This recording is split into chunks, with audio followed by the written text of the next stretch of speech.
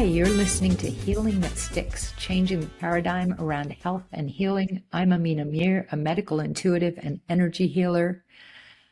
And with me is my partner, Chuck Crook, a therapist and life force attunement practitioner. And at the moment, when medical practices are both politicized and emotionally fraught, we think that energy medicine is a cure. Keep listening to see what we discover. Hi, Amina. How are you today? Hey, Jack. So, one, I just finished swimming lap, so I'm like a little congested. So, excuse me for that. Um, but I wanted to talk about how I know you started your journey as a healer, as a talk therapist. And so I wanted to talk about how you went from being a talk therapist, which is, a very different practice, to being, I guess, a life force attunement practitioner or a shamanic healer. My understanding is that the way in which you work, even though you call it a guided meditation or you're working with a meditation with a person, that it's actually you sharing somebody's energetic field. So talk to me about how you moved from being a talk therapist to doing that. Okay, so I was doing the talk therapy and sort of all the therapists in my office building over in Beverly Hills. It was just a building dedicated to therapists. That's everybody who was there was a therapist. And kind of over the years, people came in and said, I want to see what you do. I would give them a session. I would give therapists just a session, a meditation session, so they could see what it was.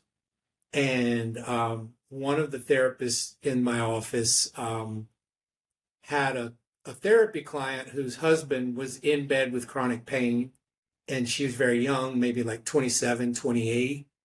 They had like a 3-year-old or a 2-year-old or something kid, and maybe like a 6-month-old. Oh, And wow. so, yeah, so with the husband and the husband had just done a tech startup.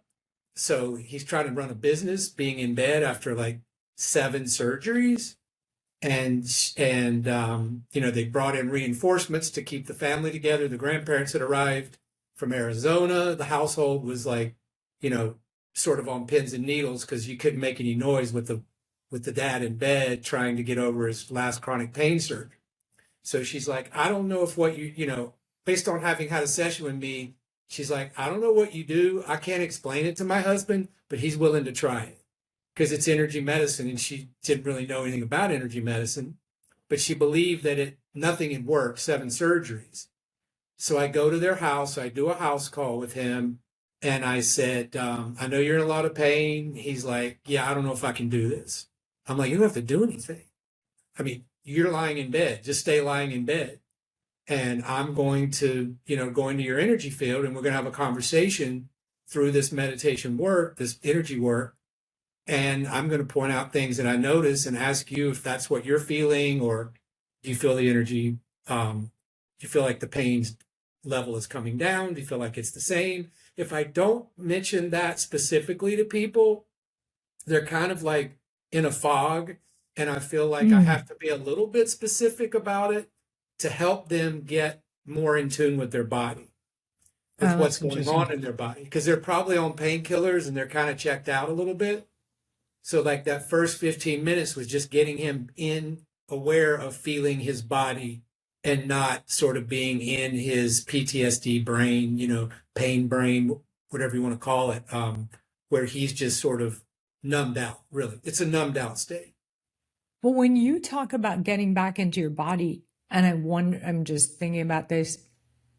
So pain, presumably, like let's say you have a pain in your hand, is it that when someone has a pain in one place in their body, that's all they focus on? Like their whole brain is focused on that one pain point, and so they're not noticing anything else? Is that I what you mean? think that they're so medicated to stay, they set their their iPhone with like their reminders, like every 2 hours take a pain med, or they've got a fentanyl patch or whatever the remedy of the day, the hip injections, all that stuff has just got them numbed out.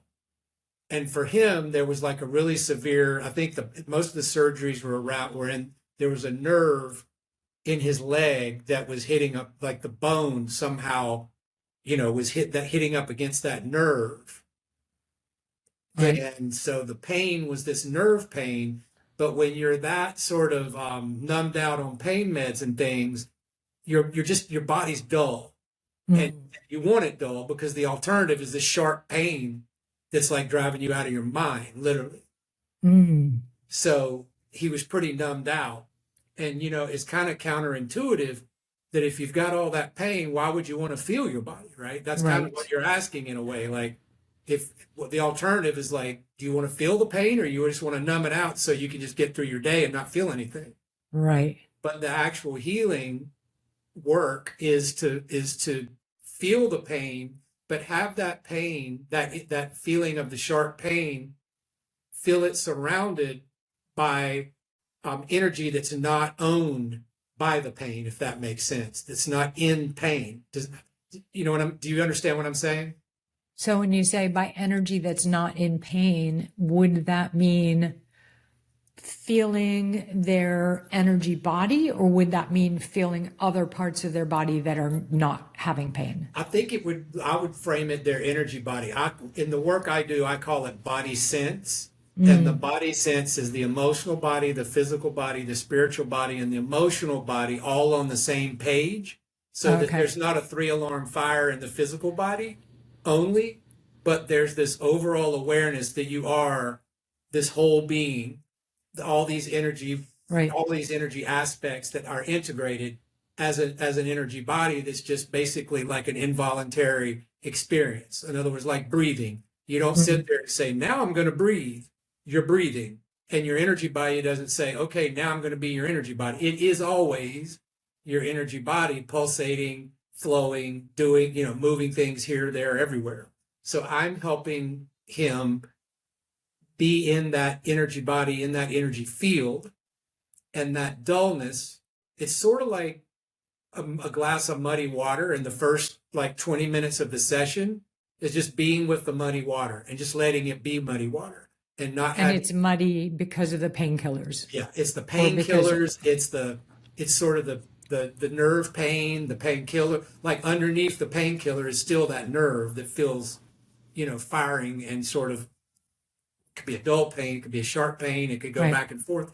But there's the actual pain, there's the painkiller effect of just sort of numbing everything out in the brain. So whatever, in the emotions of disappointment and hopelessness, maybe a little hopefulness, you got both going on. But all of that mix in the field is that muddy water sort of, you have to just be with what the muddy water feels like, the mix of it all. So would you say, if we move away from the idea of of different bodies, like energy body, emotional body, but would you say what you're doing is getting them back into their autonomic nervous system? Yes. So Yes. getting their autonomic, like almost like rebooting their autonomic Yeah. nervous system so that it starts. Yeah, Yeah. absolutely. It's a reset because it hasn't been that dulling out of the energy field, the dissociation. In psychology, we say you're dissociated from your body. You're Right. sort of observing your body, but you're not fully present in your body. You're observing it from your mind, and your mind is telling you that feeling is horrible. I don't want to feel that. Oops, here Yeah. comes another shooting pain. Oops, I don't want to feel that. So your mind's just sitting there like a ping pong ball getting like bounced around by sort of feelings that you've labeled bad, don't want to feel, avoid, all of that. But when we're in that energy body, when we're in the body sensing, the mind is no longer running things. The mind goes quiet. Mm. So you're able to just be with it without an objective to get somewhere better, to get rid of this, to get rid of that. And once you quiet the mind, the body can actually the energy field can sort itself out. It's not getting Okay. interfered with by thought, belief, etc. Right. And so once you get out of your mind and you bring your awareness, let's say, to the pain, how does that change the pain? So Usually the pain is dialed up, and it's a 10 out of 10, even though you're in the body sense and you're accepting the pain, you're allowing the pain, you're noticing the pain, and we're talking about it. He goes, "Yeah, I feel it. It's in my hip all the way down to my toe." And Right. it's like, it's I said on a 1 to 10, what is it? It's a 10, but he's allowing it to be a 10, and he has no agenda that it be less than a 10, which is interesting, Mm, because he hasn't ever been able to do that before. He's always had an agenda to get it to be gone, right? Has of been course. Yeah. why wouldn't you want to have it gone? So with no agenda, the resources from the energy body are bringing in the resources that are needed to have that pain dissipate. In other words, it's a nerve pain. So you're talking about the nervous system. How do you move energy through the nervous system so that the pain, I've talked before about how you have a dam, that muddy dam with the rocks and the sticks and the twigs. So you're pulling out the twigs, you're pulling out the stones, you're loosening the mud so that the water can get through the mud, and the river can flow, the creek can flow. So it's a lot like that's what's happening. Interesting. And so And that's a similar way to the way that I work, where you're moving all that stuff out and you're doing it. Like, do you notice that when you're talking about like moving all that stuff out so the energy can flow, do you feel that that happens in a single session? yes, so the first 30 minutes of the session is being with that muddy water, being in the body, letting the mind go quiet and accept that it doesn't have to be sort of on guard, on hyper vigilant alert. It's like the mind just goes quiet. Okay, so now we've got that body sense, that energy body we're plugged in. It's almost like we've plugged in the circuitry, right? We're in the juice. We've got the juice coming through the system again. We've reset it. Now those twigs, those stones, all of the mud, everything gets cleared, and there is just a flow, and that nerve pain in his hip all the way down that is throbbing is dialed down, usually from like a 10 to a 2 or a 3 is what he would say it Oh, is. wow. So it's not gone. He's still aware that it's there. And yeah, in one session, it's not going to be gone. But by Right. the end of the session, it's just, again, I've talked about the map of the 50 states, and, and you're like, yeah, there's Portland. There's a fire over here in Portland. Chicago's like, it's not as big a fire. So he's noticing this sort of map of his body. And I can say, oh, do you feel how the throat let go and the energy's moving up to there's oxygen moving up to the brain. And he may not know it's oxygen moving up to his brain, but he knows he was up here, his breathing when we began, and now his breathing is relaxed, it's down in his gut. So he's let go in his nervous system, and he's let go, and he's able to breathe at a deeper pace, and the breath is able to circulate and do its job. All that's contributing to the pain getting dialed down.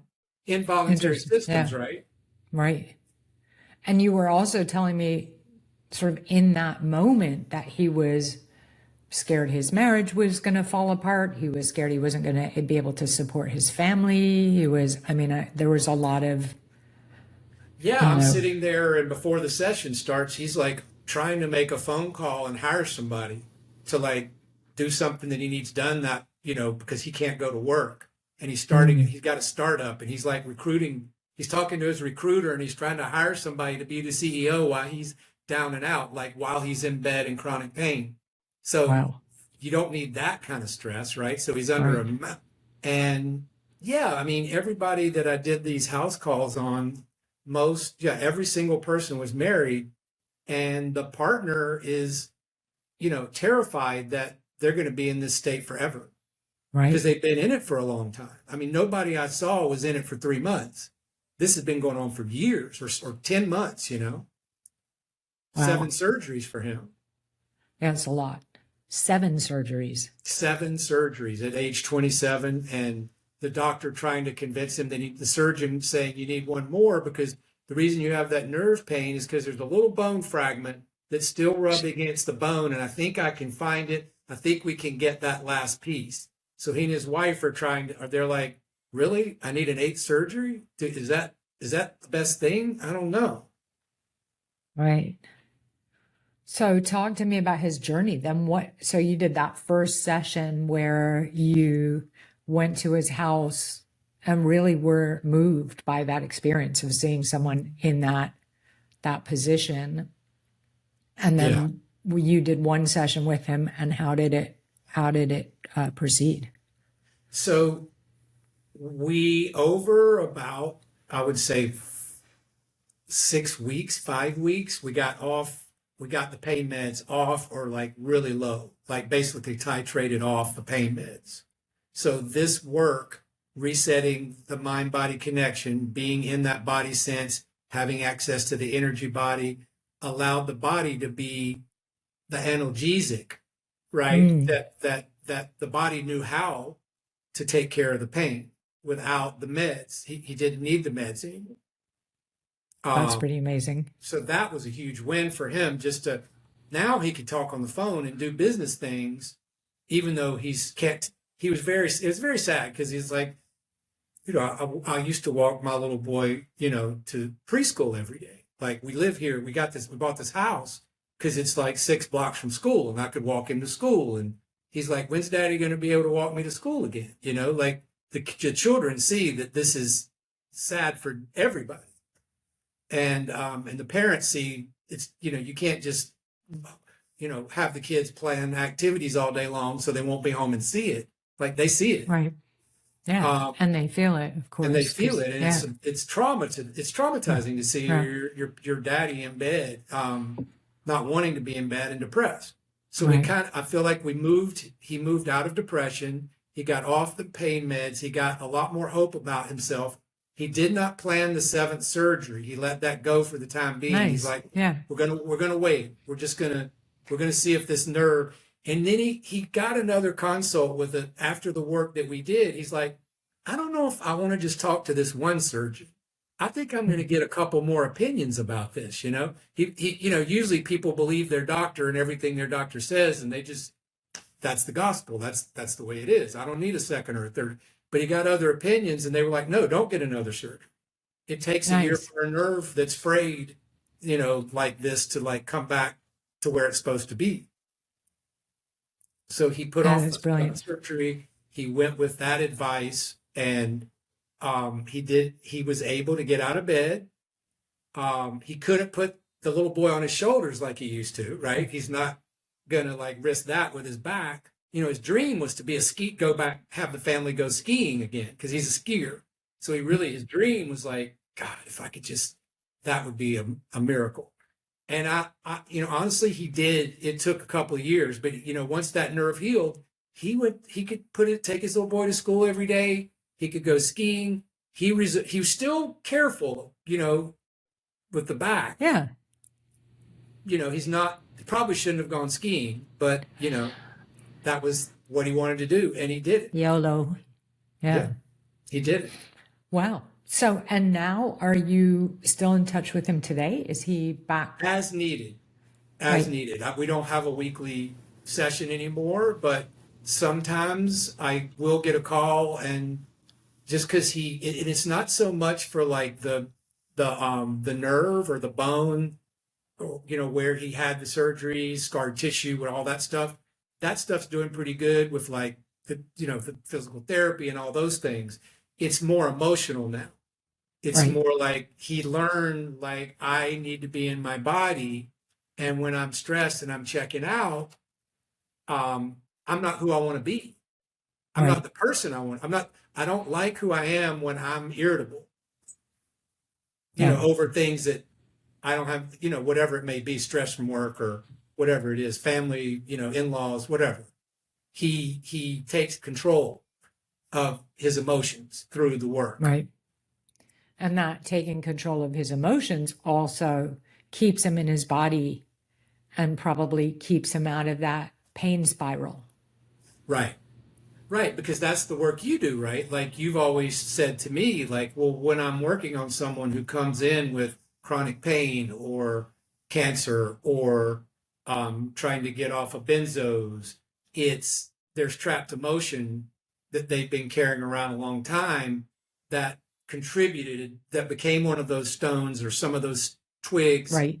that, and then the mud formed around it, and now it's a chronic issue. But that original contributing thing is what you're working with. Right. And I work on very specific moments and emotions and stories, rather than working with the whole, let's say, energy, body, or autonomic nervous system at once. I'm kind of like pulling out one brick at a time, which is why so often I find that when I'm working with a client and I'm pulling out one thing at a time, sometimes I get to a place where they're stuck, where I keep moving things and they're not able to get past that, which is why so often I'll send a client to you, because a lot of times you can clear something bigger in their larger emotional body, or not you, but together with them.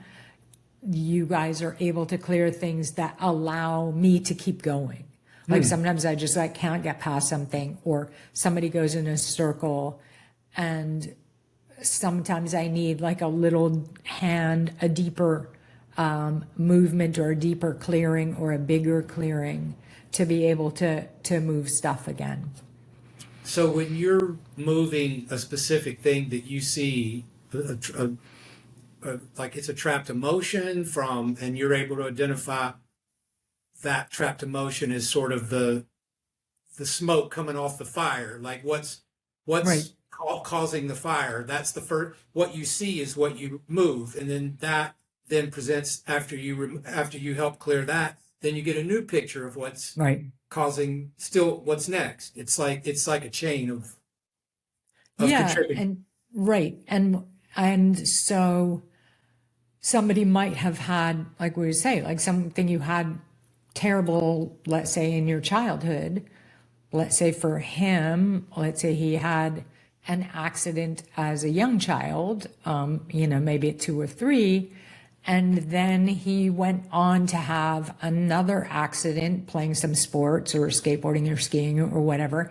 And because of the accident when he was 2 or 3, the accident that he had later in his life gets a little more stuck and a little more deeper, because it refers back to the thing that happened when he was 3. And then as he moves forward, let's say something else happens, all of those things get kind of embedded in that same pain thing or that injury or whatever. So for me, when I'm clearing that stuff, I'm pulling out one thing at a time. I'm like, oh, this happened when you were 2. This happened when you were 17. This happened when you were 25. And then, but sometimes the body doesn't, and I'm sure you feel like this as well. Sometimes the body doesn't always let go of things right away, or in the layers. Sometimes there's a layer that I can't really get to, that you're able to get to. So are you saying that? So let's say this person that we're talking about with the 7 surgeries. So are you saying like, oh, well, he injured his collarbone in a bike accident when he was young, and that set up some vulnerability in his system that sort of started the chain of events that led. And then another time he had a skiing accident, and that was another loop. That was another link in the chain. So it was like the body just didn't go into like a nerve spasm situation with shooting pain in that area. These links in the chain contributed, and how that affected him emotionally and all these different levels is what led to this body breaking down. And is that what you're saying? That and so he could have had accidents, and he could have actually just had some emotional trauma connected with, maybe his mother yelled at him or something when he was 5 years old for doing something, and he crunched up, and then he could have held that in his collarbone. Do you know what I mean? Mm-hmm. And Didn't so have to be a bike accident. it doesn't necessarily require a physical accident. Sometimes there's some other sort of trigger that you hold in your body or some other trauma or story. Like if I don't know his name, but if I tap into his body, I feel like he, as a young kid, in his case, as a young kid, he was a very rough and tumble kid. So I feel like he had lots of like little accidents and scrapes and falling down and stuff like that. And you can fall down and have nothing. It won't affect you at all. But if you fall down and at the same time that causes some drama, or maybe your mother takes it on and maybe she's angry at you for like falling out of a tree or whatever, or maybe your mom and dad start fighting about that. Like those are all going to be things that your body is going to hold in the place where you have pain or you might have an injury. So it's not just the accident itself, it's the story around it and the other things that happened that affected you emotionally around it that end up being stuck in the pain story. So are those trapped? Because emotions are energy. So what you're Right. really saying is that creates within your energy field, it creates dissonance, potential, like a dissonance in your energy field. And so you're not sending a clear signal for things. So we've talked before about fascia, scar tissue, all these different contributing factors. It's literally on a cellular level, there's a messaging, right? To all Right. all these systems of the body are getting messaging. And if you're sending this signal of like dissonance instead of clarity, your fascia is going to be potentially, and then it leads to scar tissue, or is that? It was really interesting because we were talking at one point about chronic pain, and I thought that was really interesting because there are 4 common beliefs about what the causes are of chronic pain. So, scar tissue, lymphatic blockages, inflammation, and fascia. And I just wanted to talk a little bit about fascia because the interesting thing, or I think that the fifth thing maybe, is low oxygen to the brain or the brain itself. And I was interested in how you work with pain because you don't actually, both of us as energy healers don't actually physically manipulate our clients. Like you work on the phone now, I work on the phone. I don't touch people or move fascia or move scar tissue. Talk to me about how that works in your practice. So the movement is like the stomach is usually where the emotional body in my work is shifted. So I'll say to them, since I'm in their body, feeling where in their body things are stuck, rather than being a fascia practitioner with someone on a table, Myofascial release, release. So we're doing myofascial release, but we're not doing it through fascia manipulation. We're doing it through being in the energy field, allowing where those stuck places are to actually feel those stuck feelings and just accompanying the body in that process of letting go of it. And again, the key to it is that you're out of your thoughts. You're out of your editor, your commentary about what's going on in the body, so that you're accompanying your body. You're a neutral observer of your body. So that allows, if the fascia is stuck in that hip where there's 7 surgeries have been focused, right? If you're just observing that, you're not saying, oh, I need all the energy to go to this hip and none to the other side of my body. Well, maybe the other side of the body needs work too. And you wouldn't know that, right? But I can say in the session, hey, do you feel how like one side of your body sort of lit up and the other side just feels dead and dull and nothing's going on over there? So we know there's some kind of compensation going on in the body. We don't know the details of it, but I'm just like, let's stay with this and let's see if just us noticing that that's what's happening, if there can be some kind of balancing, that needs to occur. Now, I'm not directing that we don't have an agenda for it, but we're just, oftentimes you'll see where the compensation's happening in real time, and you'll just watch that rebalancing happen. Right. And you're watching it energetically, like in your mind's eye, or I'm watching or it and we're sensing it. feeling.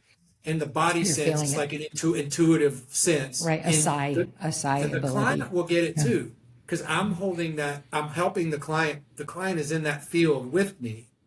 So they're actually able, maybe not as deeply as I am, but they're able to feel, oh, yes, that side is no longer dull and lifeless. It's now lit up like the other side, and it feels alive there too now. They know the difference between when their body is dull and nothing's happening and they just feel like complete, like buried in exhaustion versus a vitality, an energized aliveness, life force coming into that area. They know that difference. So how would you answer someone though, because I'm noticing this comes up a lot with people that I work with, is how would you answer someone who says, well, okay, scar tissue, lymph, inflammation, fascia, those are physical things. How, without doing any physical work, how are you able to influence those or manipulate those?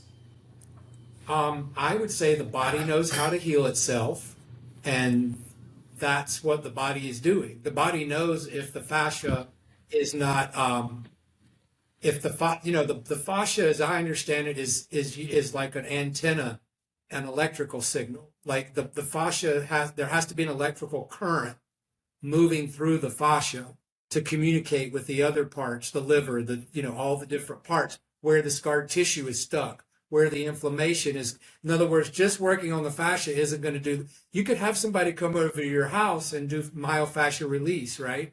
That's going to be good. Right. And the results of that over the next week or so is going to be, that is going to hopefully bring down inflammation and all these things. Well, we're doing the same thing, but it doesn't take a week. It happens in real time in the 1 hour session. It's not really any different. The body is doing the work. Even if the person comes over to your house and is, doing the wonderful fascia work that they may be very, very gifted to do, it's still the body's doing it. They may put their hands on you, but they're not doing the work. The fascia, the body is doing the work. So it's the same thing with us. We're letting the body assert its healing, not wisdom, and getting everything out of the way, that whatever that antenna that the fascia is picking up that it needs in an electrical current, we're just letting that current come in more clearly and let the fascia do its job more succinctly, more quickly, really quickly. Now, like you always tell me, you're like, oh, well, I can't do any more on them this session. I cleared as much as I can. They'd like to call me tomorrow and get another session because they feel like this helped. But the body can only process so much at a time, right? So you wouldn't work with someone every day. You would, how would you space it out? I would say they would need at least like 72 hours minimum. Is that 3 Maybe days? more. Yeah. Yeah. I To would give process and integrate. to process. Yeah. Let the body the body send a lot of new information out. Let the body, you cut your finger, you leave the bandage on there. You don't like take it off every like 4 hours. You just leave you leave it on there till it needs to be replaced. That's sort of like it might be well when you take it off. You leave it on there for a while. So it's similar. We're like it's almost like we're doing energy work that requires I guess I would call it like a signal that you're ready for the next session. And that's where I might call you, right? That's where we might have a consult, and you'll check in as a medical intuitive and you'll say, I think they're ready for me to do a clearing again now. Right. Whereas last week, you'll check. You won't guess. You'll check and see, does the body want me to work on them or not? Yeah. So it's so interesting the way in which bodies heal themselves. Like the thing I'm always explaining to people is I'm like, well, when you break your arm and you go to the doctor might set it and put a cast on it, but the doctor doesn't heal your broken arm. Your body heals it, right? Or you get a cut. Nobody does anything. The cut heals itself because your body's meant to do that. And so similarly, the way in which we work, we kind of clear the energy, which allows the body to do its own healing process better or faster or with, less scar tissue or or inflammation. So yeah, if we bring it back to the case of the dad that's in bed with the 7 surgeries and got the second or third opinion, then that surgeon said no, the nerve will heal itself. That's It doesn't amazing. need, a surgeon actually told him that. Yeah. Like, no, I've looked at what you've done. I've looked at the 7 surgeries, and no, I don't see like why you go under the knife for one little bone fragment that they may or may not find, because they may not find it, and you've now got all this anesthesia back in your system. And that's another thing that he and I were able to do is I would say in the session after the surgeries, hey, I know the surgery was 3 months ago, but do you taste that metal in your mouth? He'll go, yeah, I taste that. That's the anesthesia leaving. So part of healing the inflammation, the fascia, all of those things is you've got to get those toxins. The detox from all the medications, right? Yeah, that's also important. Right. But I was just going to say that they may not, like he may not have wanted to hear from that third surgeon that it could take a year for the nerve to heal. Right. But he accepted it. He probably read up on it. He probably did some AI research, and he probably said, okay, everybody kind of agrees. When a nerve's this damaged, it's going to take a year for the body to heal itself. Right. So I'm going to do everything I can to support that, but I don't know what that means. Does that mean I'm still going to be in bed for another year? The surgeon couldn't say that wasn't going to happen. He could only say, my advice is don't get another surgery. And, but he kind of prepared himself to have a difficult year. It didn't take a year, but he went the sort of road less traveled, right? Of not having the initial surgeon's advice of a surgery and doing a 8th surgery. Do you feel like the reason he was able to be back up and around and doing things in less than a year is because of your work together, partly because of your work together? I think he would say that, because that's the only thing he did. No, he did. His dream is like hope. He kept saying to me, like, when can I go to physical therapy? When can I go to, because his belief is if he just went to physical therapy, if he was able to get out of bed and go to physical therapy or have a physical therapist come to his house, more like it, and, begin to, you don't use it, you lose it kind of thing. Right. If I can just start using my body again, if I could just put enough weight on it to have a 20-minute physical therapy. So that's it. The work we did and the physical therapy work was all he did that year. Wow. He didn't do anything else. And that's what got him out of bed. I mean, he got out of bed. He might be so exhausted after one 20-minute physical therapy session, he had to go to bed for the rest of the day. But eventually it worked. So how long would you say that it took him from start till finish till he was back to like able to have a normal life again? I think about 8 months, 9 months. That's pretty amazing. Yeah, that's pretty amazing. So that was 8 or 9 months that used in the time that from the time that you met him until he was well was again. Out of bed, walking to school, walking his son to taking school his son again, to school, possibly going skiing, all of that stuff. Yeah. That's amazing. Yeah, I think it was less than a year. Yeah. That's such a great story. It is a good story. I can see why you would keep going. I can see why you would keep going with that kind of work. Yeah. Yeah. Because it feels so good. Yeah. It feels so good when you can help someone kind of free themselves from something. I mean, the first time I'm thinking about another chronic pain client is like, first time I went to see her, she like came, to the door in a wheelchair. And when we were done, she wasn't in the wheelchair anymore. She moved across the country to the East Coast. That's amazing. Most everybody makes a lot of gain once they get off the pain med. Can't say it's universal. And I'm not saying there aren't hiccups along the way. But if you stick with the work, your body will take care of itself. It will do what it needs to do to get itself back in a state of vitality. That's so great. It's a miracle. Every day was a miracle, literally. Because like these little tiny 3-foot steps that to you and I, to be able to get out of bed and go to the bathroom, that's a miracle for him,